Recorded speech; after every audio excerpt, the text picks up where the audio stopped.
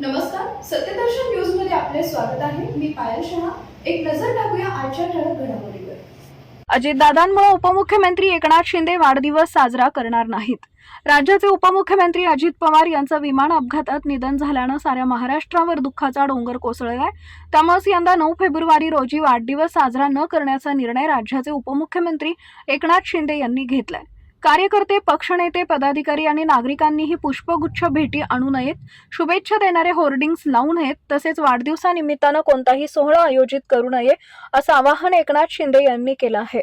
अजित पवार यांच्या अकाली जाण्याच्या वेदनेतून महाराष्ट्र आजही सावरलेला नाहीये। व्यक्तिशः मी माझा सहकारी आणि मित्र गमावलाय। अजित पवार यांच्या निधनानं झालेली अपरिमित हानी भरून येणारी नाहीये। पवार कुटुंबाच्या दुःखात आपण सहभागी आहोत।